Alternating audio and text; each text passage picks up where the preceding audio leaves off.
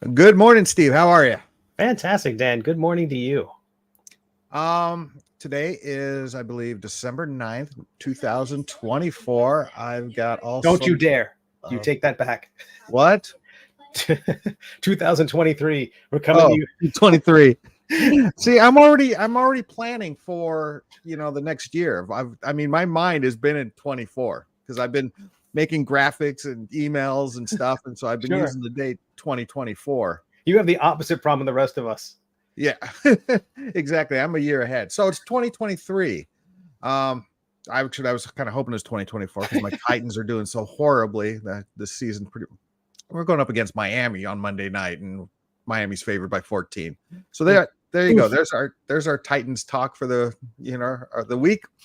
Let's get into what we're here for. Save that for the end. String people along because they're all waiting.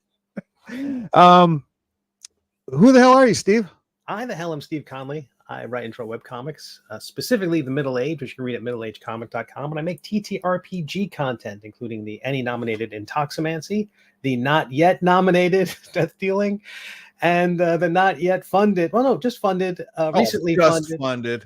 We're going to talk about that. Yeah. Metadomain Cleric, which you can find out more at prayershandbook.com. Prayers with an R. 2 R's, actually. Yes. Well, 3 if you count the silent R at the beginning. Yeah, there's the prayers. Yeah. And Dan, if I may ask, who the hell are you? I'm Dan Taylor. I am a so-called professional dungeon master, though I haven't done any. I'm kind of on sabbatical for that. I haven't gotten a paycheck for dungeon mastering for a while. I am also a producer and dungeon master for the show Catacombs and Comedians, a live actual play show performed at comedy clubs and theaters and conventions all over the world, are around a 2-hour drive from Nashville, Tennessee. I also create D&D and tabletop RPG content, and that's who the hell I am. So let's get the hell on with the hell of our stream. We've covered the Titans. We've covered who we are. There you go. And I'll see you next week, Steve. All right. Well, it was good. All right. Let's talk about the outro music. Let's talk about Metadomain, a fourth wall bending cleric subclass for 5e created by Steve Conley. When did this go live? This went live Thursday at 12:15. A little bit delayed. I spent an extra day. It cost me an extra day to set up the campaign. I hadn't done a Kickstarter since the beginning of the year. Hadn't run a campaign through Kickstarter since the beginning of the year, and they changed a lot of their back end. Their stories panel, the main blog section, the main thing that describes everything, that's all new and all better. The store finally has the ability to add images, and each tier finally has the ability to add images. That's something they didn't have for 10 years, and they did a ton of upgrades. And so what it really meant was I had to create a lot more graphics. So I think you don't have to, but I do think it's a thing where that will increase the amount of work people have to do when preparing a Kickstarter. It probably doubled the amount of graphics I had to make. Each tier needs a graphic, each product, each add-on needs a graphic. I mean, if you're only going to do 2 graphics and 2 tiers, life is easy, but easier. But where I'm at now with 3 projects under my belt, the number of add-ons is a lot. So fingers crossed they don't change their system around by the time I do my next Kickstarter. Otherwise, the hard work seemed to pay. Well, first off, let me ask you this: what made you choose to launch your Kickstarter the same day as Matt Cole? Well, it seemed like a slow news day, and December 7th historically has been a fantastic day. It was not intentional. I wanted to launch back in November, but the holidays and Thanksgiving, basically once we got close to Thanksgiving, that wasn't going to happen. But part of the reason to do it when I did it was that was the soonest I could possibly do it, because we've got Zine Quest in February, and now I'm Mr. Publisher now, and so still a one-man shop, but I'm like, this has to be out the door before Zine Quest is over so I can take part in Zine Quest. So there's so much stuff like that. I'm sure it'll be something like I'll have to have something new in time for Gamehole Con. Fingers crossed I get back. I'm able to exhibit there again. Things like that. Like, I'm now concerned about my publishing schedule when it comes to gaming content, not just when I get it out that sort of thing. So no, not had no intention of doing an opposite Matt Colville, which last I saw was millions and millions of dollars. It's gone over the 2 million mark, but dude, bro, you're not doing too shabby. Did I get both dude and broed? Yes, that's fantastic. It's 6,598 as of this recording. It really? Yes. I have not been hovering over it. This has been the most relaxed one I've had so far. Like, this is not Kickstarter number 9 for me. I've been doing, my first one was like 10 years ago. This one has been the one I've been the most like, what happens. There's still more things I can do to promote it, but I'm not spamming social media. I'm just going to keep creating pieces for it over the next course of the campaign. It'll end on in the first week of January, like a Thursday night at 10 o'clock. It'll keep running until then. And during that time, I'm just going to keep making pieces for it and keep uploading those and sharing those. And hopefully that will get the word out. I started running Facebook ads last night. Fingers crossed they'll be accepted and that they'll do anything. I found that my Facebook ads for death dealing were not very effective. Yeah, I did a Facebook ad for, the landing page for the 4D20 system. And I think I got one. I mean, I got plenty of clicks, but nobody really got on. So apparently my landing page isn't too exciting, isn't too enticing. Interesting. Well, that's good to know early. You've got a few months to tweak it. Oh yeah. So I've, I figured I'd throw it out there. I put, I dropped $100, ran it for a week. So I'll work on that. But again, we're talking about Prayer's Handbook now, and I think I called it that you were going to make it in 2 hours. I mean, we go back and look at the tape if I was so inclined to go back. I don't have it ready. Jim, roll the clip. We don't have a clip? No, sorry. No clip. No, sorry, no clip. But yeah, I think now give me the numbers. What did the first 2 hit? Say it again? What did the first 2 hit? How well did the first 2? The first one, that's all our viewers care about are your numbers. The stats and the tail of the tape. The Intoximancy was funded, I think, in 2 hours and maybe an hour. Maybe it was funded an hour. It had a goal of $1,000, and Death Dealing had a goal of $2,000, and we hit that in 15 minutes. No, 30 minutes. Excuse me. We hit that in 30 minutes. This had a goal of 3,000, and we hit it in 2 hours. I think we probably were on pace. Probably did the same 2,000 in about 30 minutes. It's basically, there's a huge flurry of activity. I know 2 or 3 people were refreshing the page. They wanted to be first, or they wanted to be in that initial flurry, and I so appreciate it because that does so much. That does so much to get more attention. And you will notice up here. Oh, it doesn't show my mouse, but I am a backer at $39. Fantastic. Thank you, Dan. Because you got me hooked on the goddamn hardback edition. They are pretty. They are pretty. The printers do a great job. I didn't include the add-on T-shirt because I figure I get a friend discount on that one. You know a guy. I'm not going to do a lot of extras of those though. That's the difference. One of the things with this campaign is I still have T-shirts from other campaigns filling bins. And I hate it. They take up too much space. I don't have it's still one guy in a second bedroom. I don't have this fulfillment space, and T-shirts just take up so much room. So many of the decisions for things to make are practical. Like, why don't I have dice? Well, because it'll make the zine mailers. I can't put them in a flat envelope. Everything becomes a box. It's all. There's a lot of things I would love to do, but the practicality of it all. It's not a budget thing. I think it would sell. It's more like, how do you fulfill it? No, I agree. 100% that as long as you keep it smooth and flat, that's the way to go. Yeah, I just want Matt Colville to be wearing I want him to stumble upon this. I know he's probably not playing 5e anymore, but maybe I want a few classic grognards to be wearing one of those shirts. Well, that game is going to, whatever it's called, the MCDM tactical. It is open. He's going to allow. He wants third-party creators to create their own material for it. So I haven't pledged for that one yet, but I will do that one. Obviously, I like the system. I like he's got a confidence. about it. He has. I watched a bit of a live stream that they were having talking about it. He's got a confidence about it. Someone said, well, it seems like these kits that they have, which are kind of like these basic player sets that you a template you drop onto your character initially to kind of help form them. Someone said it seems like just a setup. Basically, someone was being a bit dismissive, and he was like, well, then don't play it. Yeah. What are you doing here? It was I think word a quote. What are you doing here?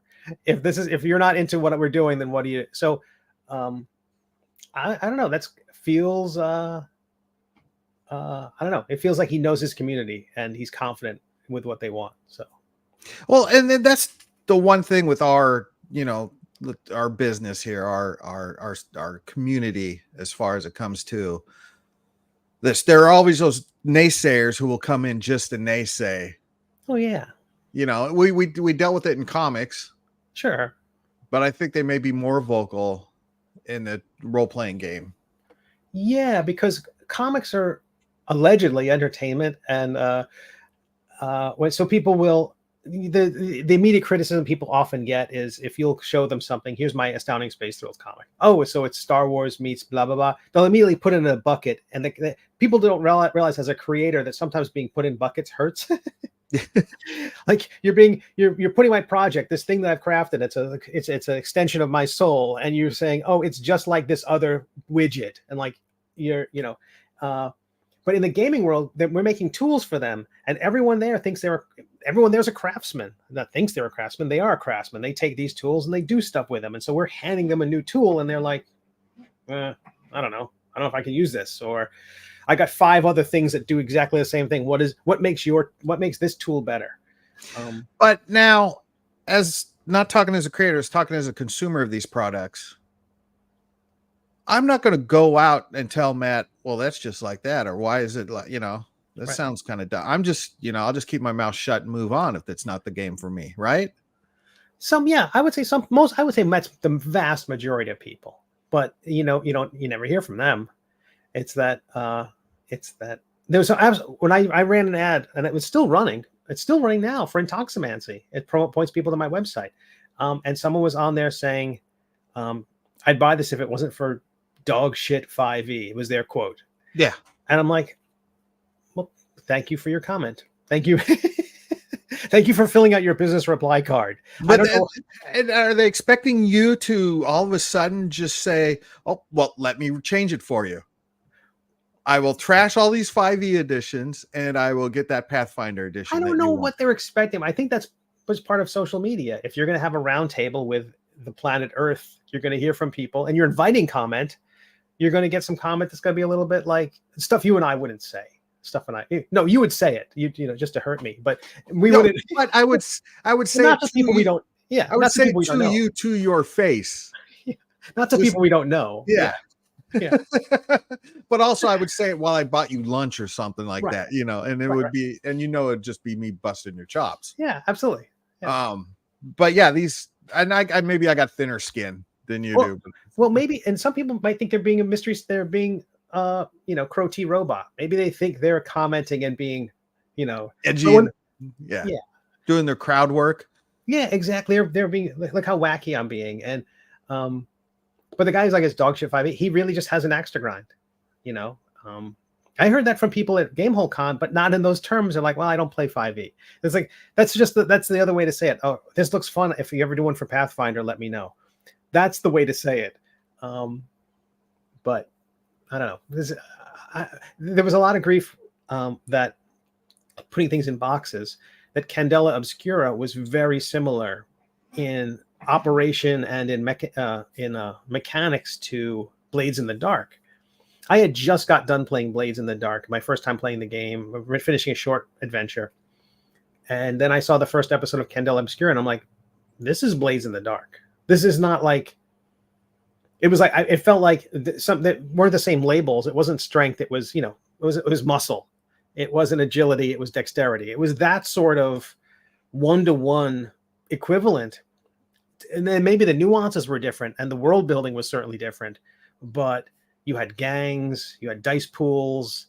It felt really very similar. And I saw that in Indestructo Boy, Is that the name of a Taryn? The guy who's got a YouTube channel. He just posted a critical review of Candela Obscura, and he starts off with a preface like saying, "Please don't savage me. Hey, fans of Critical Role, please don't come at me." But he's different. He's actually approaching it as a critic. You know, he's saying, let me approach this as another game designer, because he's had a successful Kickstarter. Let me approach this as a critic, as a game designer, and tell you what I think its strengths and weaknesses are. And that's not what most people do. They're not like, allow me to give you an even-handed review of your work. So we're jumping over to 4D20 for a second. What do you think you knew on that landing page to get more signups? Show off a little bit more of the mechanics, I think. It's a little vague. Because it's a title and a tagline. Yeah. Right now, right? And that really cool piece of artwork. And a couple, I got 2 pieces of cool artwork on there now. I think I did like a high roller, type of thing. But yeah, there's not much to it because I wanted it to be, I wanted there to be some mystery and obscured in the smoke, so to speak. Right. But yeah, I think I've got to, what I need to do is find an artist to start cranking out art for that. My regular guy, Steve Musgrave, who's done a lot of artwork for me and Catacombs of Comedians, is just not feeling it right now. He's going through one of those things, and they're just fine. I'm not, bashing Steve. He's kind of stepped away from the art table. So I got to find a new artist who's willing to work on my budget like Steve was, and has a certain style that fits that game. I'm not asking you, Steve, so you don't need to pretend. You don't need to turn, your audio off. I can't hear you. What's going on?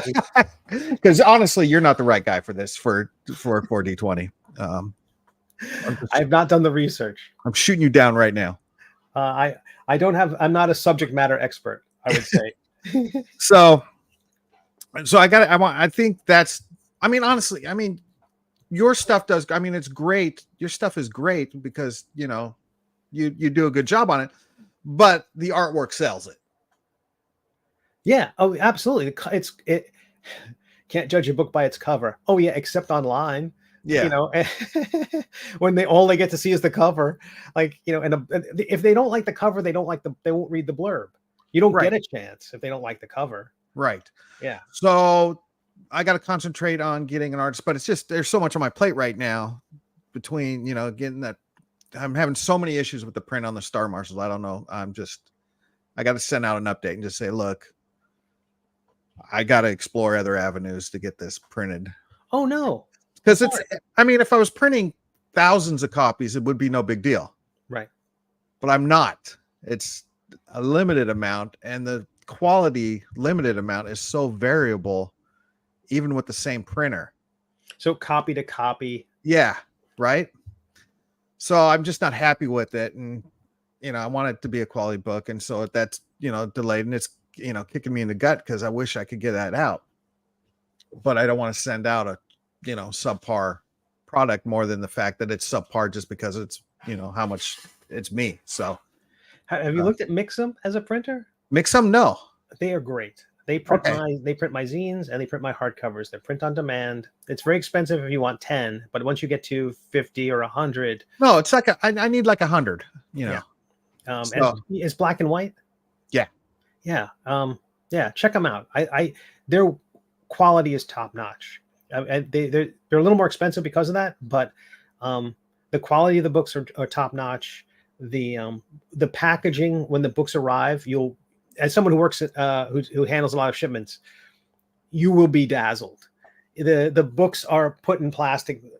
Many of them, if the soft covers are individually shrink wrapped, then they're all stacked up, put in a plastic bag. The plastic bag is taped closed.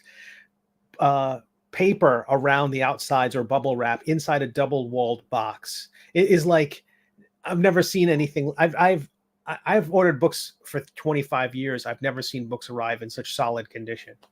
They really care about it. This viewer is why you tune in for this kind of.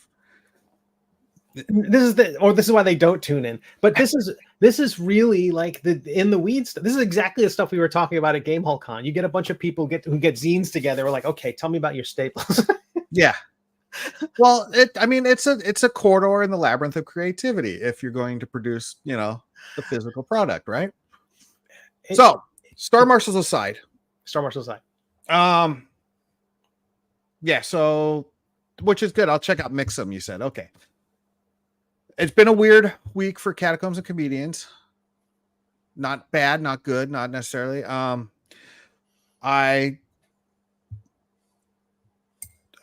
got it. So, the podcast, Catacombs and Comedians podcast. I go, okay, here are my 4 comics. Let's schedule a conference call like this so we can start talking and planning on what my expectations are, what their expectations are, and lay down a guide or lay down a base of what we want to accomplish. I had one comic check in an hour early. I love that enthusiasm. Mm-hmm. One comic ended up having a show that night, so he had to be on his phone for part of it. One comic lost complete track of time and didn't show up at all, and one comic was too sick to get on the call. So, yay! That's what it's like working with stand-up comedians. Wow. But I'm not discouraged. I said, okay, well, here we go. This is how we're doing it. Blah blah. So 4 seems to be the minimum. You can't do 3, right? if they were really solid players, and Right. and solid players, solid. They're all funny guys, and they're all players, but they'd have to be like, they'd have to carry the show and more. And Right. so and I love all these guys. They're great guys. So I'm not bashing, I'm not busting their balls. I'm just saying working with comedians, that's the nature of the game, trying to get 4 lined up at the same time. Right. So there's that as far as the podcast or Podventure Cast goes. I got all the promo stuff off to the Helium Comedy Club in Indianapolis, and that's a go. Well, I think the tickets will go on sale for our show. Well, let me see if I can bring this up real quick. And I want to get rid of this. Pop over here. Present. Share screen. This. Here you go, folks. This is how it all works out.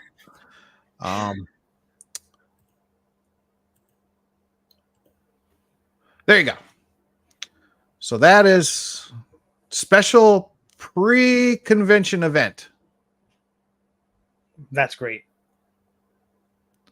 So nowhere does it say Gen Con or Dungeons and Dragons on there. So I don't need to worry. But I think it gets the point across. Yeah. It does say Dungeon Master, so they can get me for that, but I don't think they will. That's wonderful. Well, don't they encourage? Is it just for streaming that they give people the rights to say D&D however much they want? I don't know. Yeah, that would require me looking things up and doing my diligence. Yeah, because I do hear like all the streaming shows say Dungeons and Dragons. They don't. There's no caveats at all, and quite a few Kickstarters actually they say it somewhere in the text anyway, so they're not. Yeah, I'm okay with saying. Obviously say it in the text. I don't. I still play it by the OGL rules. But yeah, so Helium Comedy Club in Indianapolis, the night before Gen Con kicks up, I will be doing Catacombs and Comedians with Tyson Cox, Kevin Eggleston, Eric Sablin, and Elliot White. So I'm looking forward to that. Elliot White is from my Huntsville crew. And the other 3 gentlemen are all Indianapolis local comics. So that looks great. And I think all 3 of them have been involved in a D&D comedy show called Monster. So that's excellent. So looking forward to that. So that's a go, but that's so far. Our tickets won't go on sale on the Helium site until April at the earliest. So I'm just kind of sitting on that. That's awesome. Well, congratulations. That's beautiful. And then Catacombs and Creators. Working on that for GaryCon. I've been reaching out to various creators. My latest, so I got confirmed. I've got Levi Combs confirmed. Excellent. I've got Matt Forbeck confirmed. I tried to get Luke Gygax on board, but there's a schedule conflict, so he can't be involved. Boo. But he's helping me out try to land someone else. Nice. And I don't want to say who at this point, but fingers crossed. All right. I'll tell you off stream. Can you give us a hint? No, if I can't. Leonard Nimoy. No. That's amazing. Back from the dead to. Could you imagine playing D&D with Nimoy? So things are. I'm doing a lot of. This last week's been a lot of just again administrative work for the show. You know, lining things up schedule wise, getting stuff, you know, ducks in the row and things like that. So it's the boring, yucky stuff, and that gets in the way of doing the actual creating part. I'm doing the strategic part rather than the tactical part. That's the but it seems like that's a lot of what your process is often setting traps, setting out, like I'm gonna put bait everywhere, and when one goes off, that's what I'm gonna work on. It's like you set up all these things, if the Helium Club hadn't responded, you've been like, okay, I'll focus on something else. But as soon as they do, you jump on it, like you focus. And same thing with GaryCon. I think it's like, oh, I got this, I can do this. You know, you send the feelers out, you do everything up to what you can do. And if they bite, and they bit. So you're in, you know. So I'm pulling for you, man. That's awesome. I wish I could be there. I hope there's another live stream. Yeah, I have no idea how the technical stuff's going to work yet for GaryCon. I don't know. Oh, I think, I do believe Tommy Gofton will be on board as well. That's great because I think he does their video as well. So that'll help. Yeah. So he hasn't confirmed. But he said he'd very much like to, and so fingers crossed. And hopefully it'll be another, a fun game with the 4 great players. That's great. And I'm looking forward to that. And plus, I've got the 2 games I'm running for attendees as well. So GaryCon's going to actually be busier for me than GameholeCon was. That's great because I don't have a booth to hang out at. Well, I think also GameholeCon, it was sort of like you intentionally were sort of like, I'm just going to be there and get a feel for the place. Yeah, you didn't go there. That you had the event on Friday night was something, but after that, it was more like, okay, let's dip my toe in this water. No, yeah, it gave me the great opportunity to to meet Luke Gygax and talk to him and introduce myself and Ed Greenwood and other luminaries in the D&D. Oh. You can hang out with Chris Perkins. Yeah, my buddy Chris. Get a hug. That's awesome. I'm really, I'm super stoked for you, man. So, inching my way to becoming Dungeons and Dragons famous, which is what I've claimed is always my end goal. Well, if Chris Perkins believes you can do it, then I believe you can do it. So. I sent Chris a Christmas card just the other day. We're at the sending Christmas card stage of our relationship. That's lovely. I don't know if he's sending me one or anything, but I sent him one. Anyway, enough of that. So that's it with Catacombs and Comedians. That's fantastic. So have you been following anything that came out of PAX Unplugged or? Well, I did watch their D&D show and how they said what was coming up in 2024, and I'm completely happy with it. Just means I'm buying more D&D books. No upset. I'm not, again, I'm not a WOTC hater, Right. I'm just like, I love D&D, and so I will be, into D&D for the rest of my life. I get that sense from your backdrop that you're into D&D. Oh, yeah. I just changed that up for you this morning. I appreciate that. Is there, you were talking also about having being like an early adopter of some of the new systems that were coming out following all the OGL drama, like creating something for Black Flag. I still want to do Black Flag, but I don't know, because again, it comes down to Catacombs and Comedians. I can't say come watch a Black Flag our Tales of the Valiant actual play at a comedy club, because that's not going to bring people. Right. I've got to use Dungeons and Dragons. Right. So you don't want to. So spending time building stuff for third parties while you did like the idea about getting on board early and maybe reaching that audience, reaching a whole new audience of people hungry for new content for that new system, it doesn't help you in terms of your wheelhouse. Yeah. Exactly. Yeah. And, and the whole Wizard WotC, turmoil at the time was very scary for all of us. So I think we were all coming up with possible plan Bs and plan Cs and plan Ds.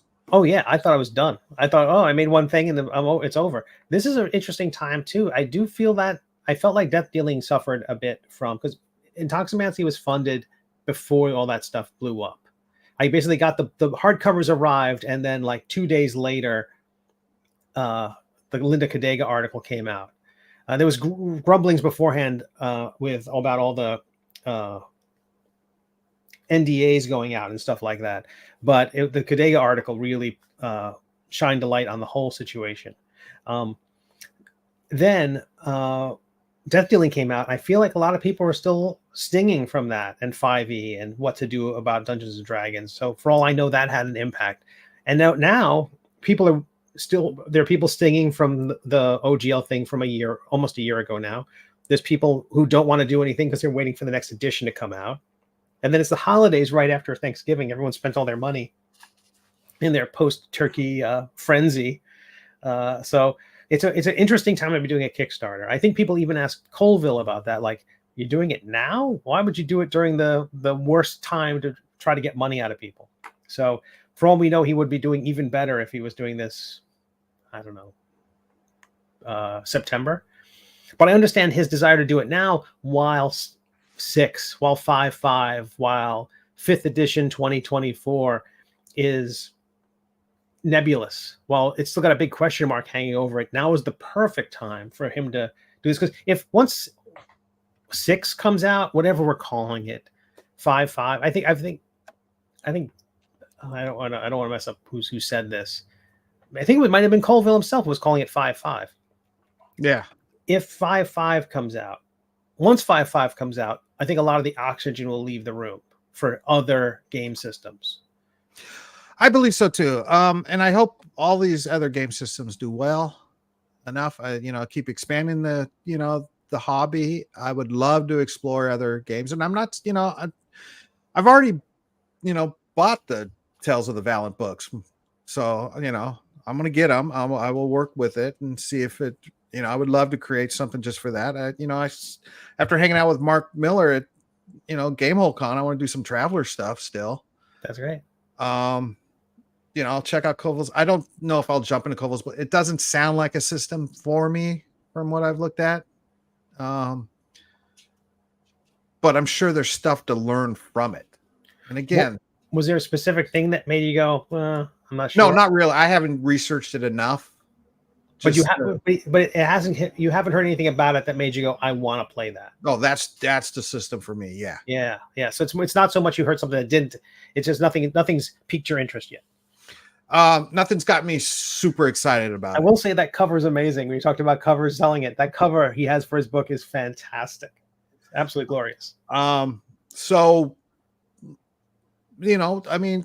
right now, I think I'm concentrating on Dungeons and Dragons, RF5E. Right. I've got so many ideas that would be great for like Dungeon Crawl Classics and Mutant Crawl Classics, but and I know there's a huge market, a fun market with that, because we were hanging out with all the zine guys, and that's their bread and butter. So maybe after hanging out with these guys at Gary Con, I'll work on some of that and do some of that too. But again, I've got these walls, not the walls right behind me, but the walls on the sides of me are covered with so many different role-playing games, right, that I don't have time to play them, let alone read them all. I've got a problem, Steve. No, most people have lots of books they haven't read. Yeah. I don't think that's what's that Japanese word for that? Is there? Yeah. Hoarding? I don't know. Let me look it up real quick. All right.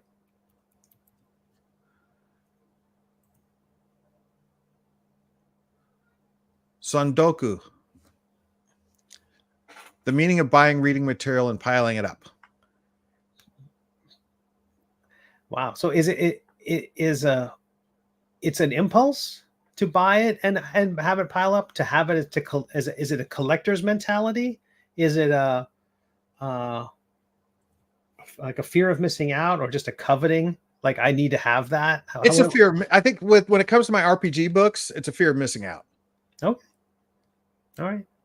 Like, I'm like, Blade Runner. That sounds amazing. Boom, I got it. I haven't even opened it. It is amazing. I've played that first adventure. It is amazing. Yeah, I'm going to look. If I look right here, I've got Mork, Thirsty Sword Lesbians, Fake Core System, Icons, Blades in the Dark, Mashed. There's a role-playing game based on MASH. Mazes, Mystic Libations. That's the Stashwick book. I've got Pathfinder Core Rulebook 1 and 2, Cypher System Rulebook, Mutant Crawl Classics, Shadow Demon Lord, Shotguns and Sorceries from Matt Forbick. Oh, Starfinder, Serenity, Cortex, Traveler. Every edition of the Star Trek role-playing game. Beautiful. More Mutant Shadowrun, Fallout. Down here, Numenera, Dragon Age, Zayhander, Tales from the Loop, Fantasy Age, more Cypher Systems, Gaslands. Is this? Oh, wait, let's look over here now. Oh, I can't see the spines because they're all just hastily. And then that doesn't even include all the bookcase dedicated Dungeons and Dragons. I mean, I got a problem. They bring you pleasure? You like having them? Do you flip through them from time to time? Yeah. So some of them are like, I've been, I don't have that many. I do want to get some of the old books, like the stuff that wasn't really mine as a kid. My friends had, like the Monster Manual and the Deities and Demigods.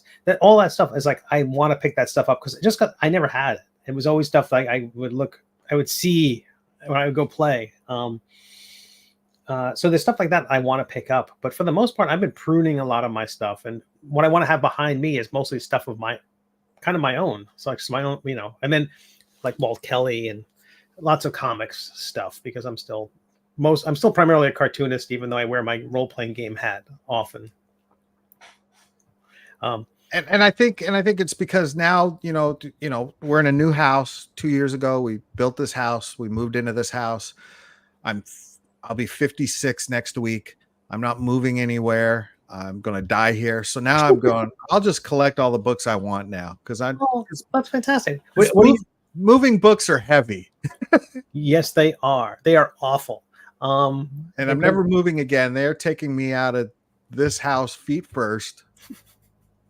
And so I could go ahead and I've got this dedicated 10 by 12 space, maybe 12 by 12. I don't know how big this office is, but it's my office and it can be as cluttered as I want. So looking ahead to 2024, maybe we can have a dedicated episode just talking about that. It seems to be that, maybe save that, but in broad strokes, focusing on Catacombs and Comedians, 4D20, launching that in April. Skipping Zine Quest. I've got that Quest Zine that I want to do. You're going to do that. Okay, good. So you're still on track for that. And then still on track for that. And yeah, it's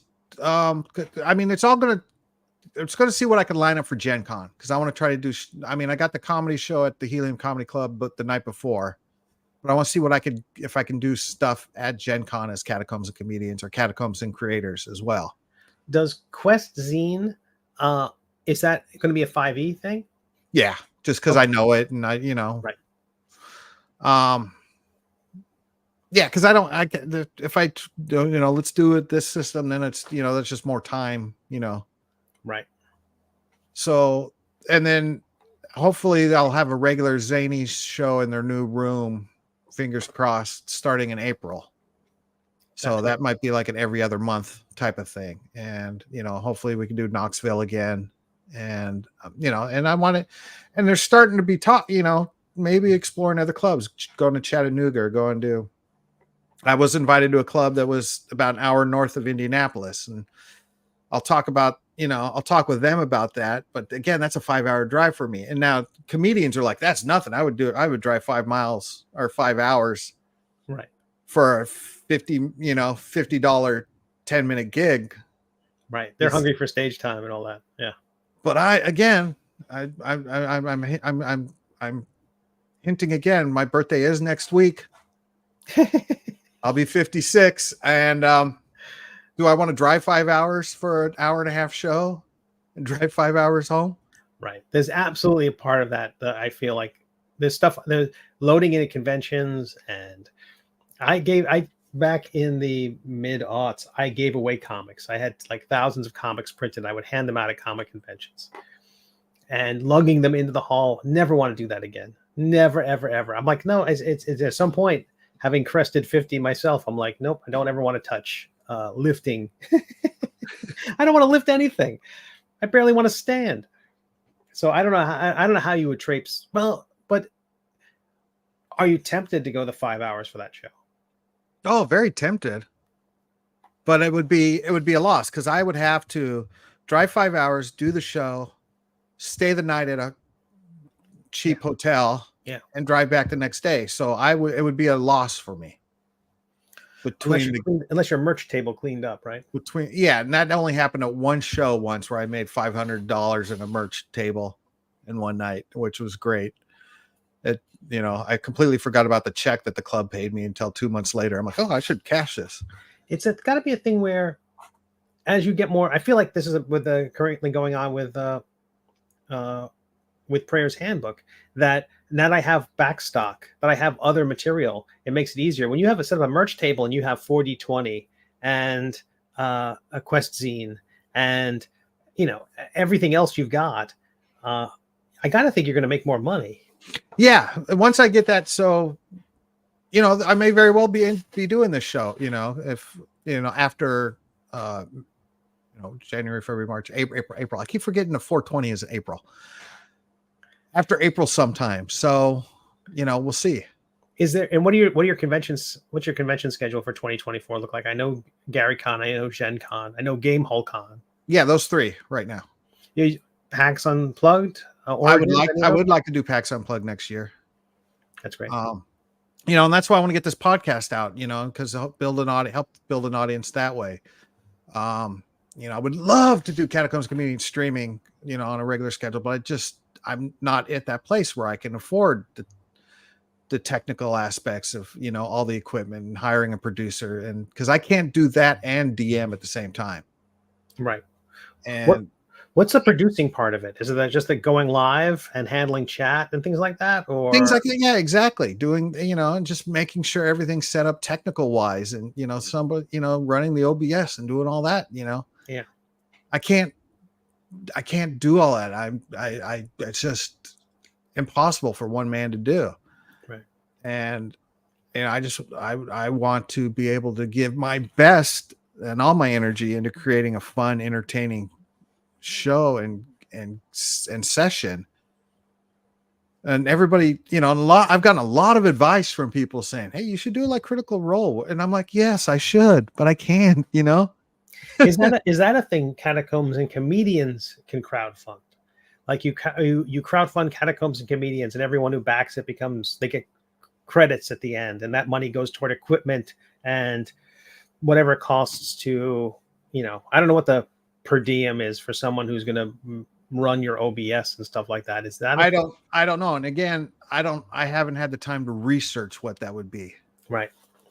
And I just don't want to slap together a crowdfunding half-assed, and then because I would end up, the money would be wasted, and because it wouldn't work out because I don't have the knowledge. Right. And then it's a hit on someone's reputation when they crowdfund and then don't deliver or can't deliver. Yeah. Yeah. You only get one. If you fail, you're out. Unless you change your name, like some of these folks have done, like they come back as a different persona, not just a different different company name. It's tougher when it's, when people know it's Dan and Steve. It's like, part of building our brand is also being reliable. It's Yeah. really, but that's exciting. I'm excited for 2024. I think the only thing I'll be doing for 2024 convention wise, I've got some comic conventions lined up. I've got the Central Florida one in January. I've got Heroes Con. I think I'll be doing South Carolina Comic Con and Baltimore Comic Con, and then Gamehole Con. So I still I'm still absolutely deep in the comics world. But I'm brought there as guests. I'm brought there as a guest, and that's just a different financial situation. You know, I'm either flown in or my travel's covered and the hotel's covered. Those things make it much easier to do. But my tables are slowly being overwhelmed with gaming stuff because, you know, when someone says, "What have you done?" You know, the next book for the Middle Ages, it won't be ready for, certainly not for Central Florida. So like, I'm showing all this other stuff. So like these new sculpts of Ooh, nice. the Intoximancer. So I'll have things like this, like this. Just I'll have these for like the middle age and other. You know, I'm not sure why anyone would want this because I don't even think a growth potion gets you to this size in D&D. So it's not doesn't function as a mini. Those are bookends. All sorts of weird stuff I'm gonna make. Like, but this is actual size of the grognard for tabletop. So if we unlock that, that's the big stretch goal at 10,000. I can't believe how close we are already. I don't see any new notifications pop up since we launched. I was expecting the Mazes and Muses bump from all our listeners and viewers, but I'm hoping that we'll have kits of these made. But a lot of people don't want kits. Most people are like, "Can you just give me the damn thing? I don't want to glue it together and snip the pieces out." I was uncomfortable putting the kits together. I'm not a, you know. Who was it? Zeb Cook was. I said these are kits. He's like, "Oh yeah, good." Like, there's a different level of gamer than I am. Oh yeah. But being able to produce having some of these large ones available just as a piece you can pick up off the table and buy, that's a big deal. So I'm trying to figure out the timing for, you know, when I have 2 hours, it's a very loud machine. So I can't have it cooking while we're streaming. But I'm going to have all sorts of little products on my table that I get to make, which I'm pretty excited about. But yeah, you'll be at Gamehole Con. Absolutely. Yeah. See, I would like to get to the status where I'm a guest at Gamehole Con. It'd be great. Or Gary Con, or you know. I would certainly think you're on the cusp of that.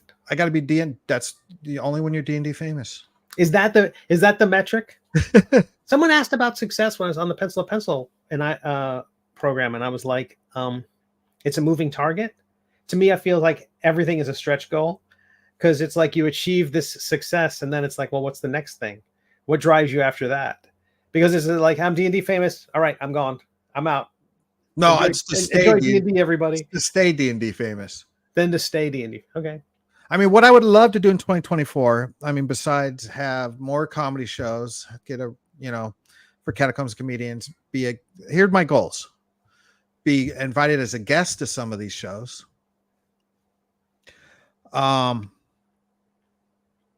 Be a regular player on a regular streaming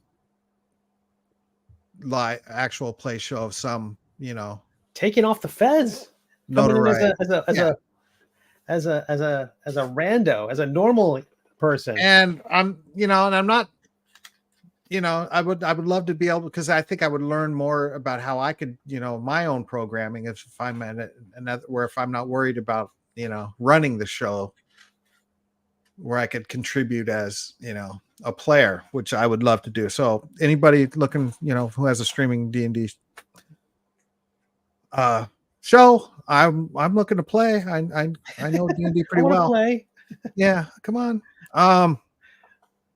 So yeah, I mean, you know, and then to get more Catacombs, because I want to do more Catacombs, and because what I'm doing, because these Christmas cards I'm sending out this little card in the Christmas cards that right. Whoever gets a card can go to that. If you got that Earl real quick or freeze frame, or if it's blurry enough, you'll be able to download that one product for free off a drive-through. That's excellent. So you want to be part of a streaming game. You don't want to just go play D&D. You don't want to go to the local game store and sit in on some game and play it. You want to be part of a live stream. Because that will help build my audience and make me D&D famous. Gotcha. So it's not just I want to play, it's I want to play and gains help. Do you want to do something that has an audience that gains you some notoriety? Yeah. And I don't know if that's selfish or if that's egotistical or if that's. No, it does. Did you ever watch Extras, the Ricky Gervais? No, I'm familiar with it, but I never saw it. They had a holiday special, 1 hour holiday special. It's mostly about fame from the point of view of Hollywood. And I thought for a while it was my favorite movie that had come out in a while. It's like an hour long, maybe hour and a half. And really excellent about look at fame. I think it's like his last really good thing he did. But worth checking out. It's really interesting. But I'm all for that. I think, and the thing is, it's not even a thing that you can go. It's such a obvious currency, like the idea that what that would unlock for you in terms of your next Kickstarter.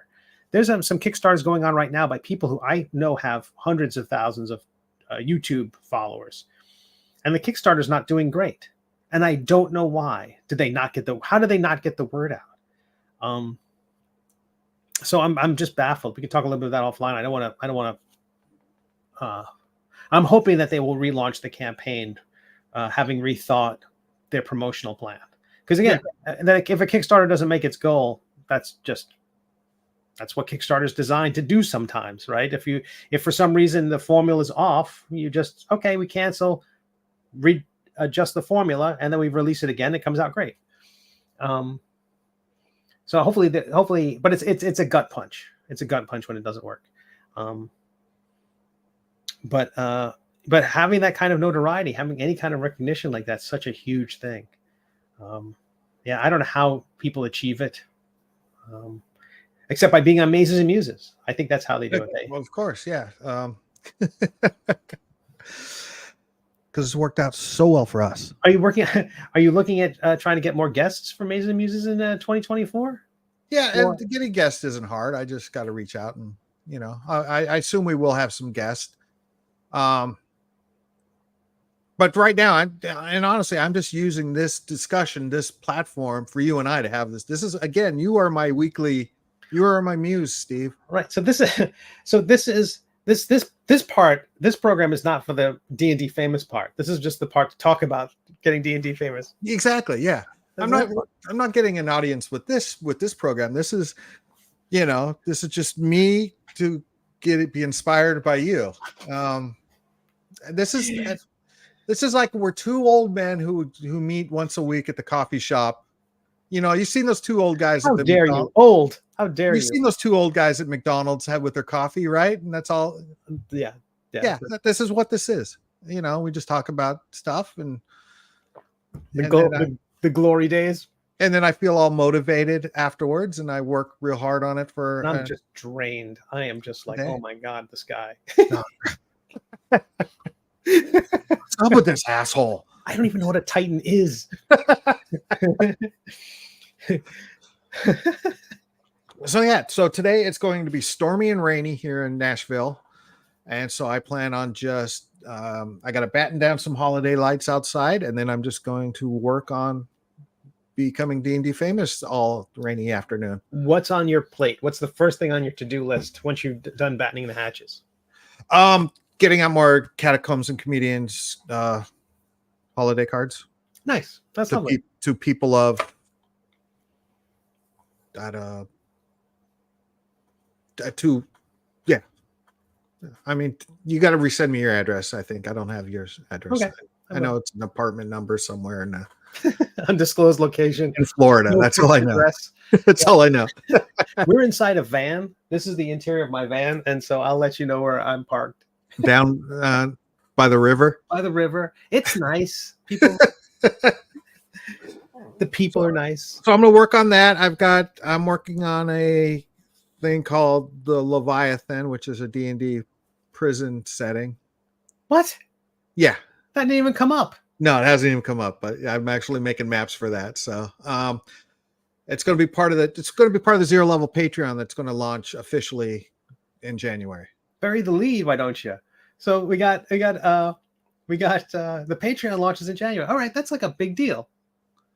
So, I mean, it's there now, but I got no content on it really, but it's going to have. That's going to focus on what I'm doing is I'm going to, there'll be a lot of 4D20 stuff on the Patreon. I mean, honestly, you can, if you subscribe to my Patreon, you don't even need to buy the 4D20 system when it comes out. Cause if you cut and paste everything I put on there, you'll have the whole game, I'm sure. That's reasonable. That's one of the things I was doing with the Grognard STL. It'll be like $5 on my website. It'll be $5 for Kickstarter backers or free to my Patreon people. I feel like that's an easy thing for me to do. I'm sculpting these things. They're not always worth going and getting them professionally cast. But I will with this one because I think it turned out great. Oh yeah, I want that one. That's awesome. I appreciate it. So, and the first thing I have to do is, even though this printer's loud, I have to figure out a new place for it, maybe in a closet that I can close the door and put baffling or something, or just a quilt so it can cut down on the noise. But I want to print like a gigantic, as large as the printer will print of this thing, just to have like at the table, like boom, here it is. Because I think yeah. No, and like I told you, I want to use that and or maybe modify that for the Gary Con show. That's awesome. I know you have to modify stuff. You have to. I mean, I know. I've watched you. You are fast and loose. You have to be. And then this helmet that was from the Prayers Handbook table cover. Nice. So I need to print. Oh, now I want to see Steve Conley's D&D finger puppet show. No, I want this helmet on that to fill that space right there on the wall. At least one of them. So you'll see me getting larger statues made and put behind me, so they'll fill that space. It's what it's there for. All right. Yeah. Good chat. Really good chat. Yeah. Let's do some good stuff. Let's make some good stuff. I don't know who's watching this, but if you're making good stuff, let us know about it. Someone commented on one of my links, my Facebook ad links, and said, "Oh, your stuff is funny. It's quirky. I'd love to write for you." I'm like, make your own stuff. I don't, it's, write for me. You don't have a budget to pay them. Yeah. I barely pay me. So, the idea that people, this is one of my favorite things. You met Zach from World of Game Design. If you check out the Midwest Game Fest is going on now, that's, it has an online component, and they've, shared some of the, panels, and they've been really good. He's talking about, building a game, I think, from the ground up. A lot of stuff, it'd be like a lot of the panels you described at Game Hall Con, like you knew this stuff, but some stuff really interesting. One of the things Zach said was 500,000 people want to make a game or make game content. 5,000 try. 1,000 actually get it done. It's like, he's like saying, you get ahead of 495,000 people just by starting. Yeah. But then you get the vast majority of that just by getting it done. It's to me, it was like one of my favorite quotes of 2023. He got it in under the wire. No, and the same thing was true back in the comic book days when I was in that. I went to San Diego Comic-Con as a fan, and I heard, and the one thing that was told to me at one of those panels or seminars was, you want to make comic books? Finish a comic book. Not just the script. Finish the whole goddamn book. Yeah. Have a physical comic book you can hand to a publisher or to an editor.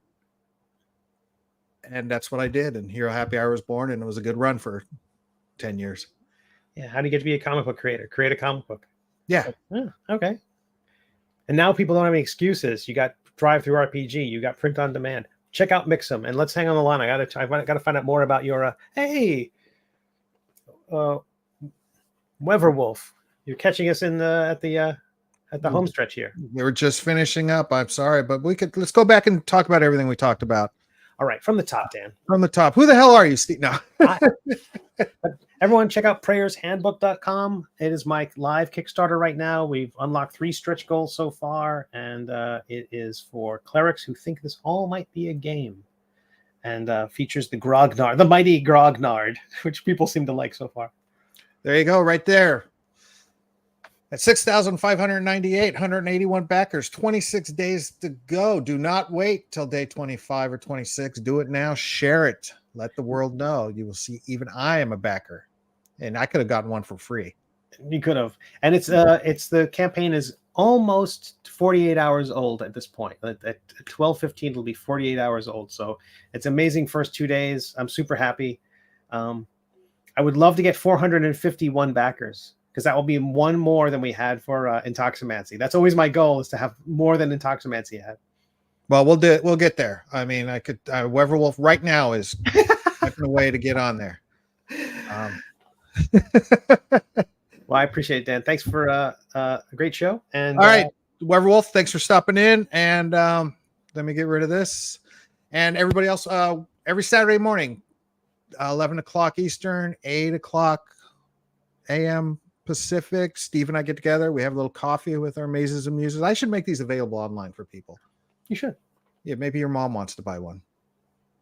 And then we'll talk. We'll talk about this again. We'll have more information. Are we next week? What is next week? It's the 16th. We're still good that day, right? Oh, we're good. We're great. The 16th. How are we on the 23rd? 23rd, yeah. Probably terrible. Probably terrible. Yeah.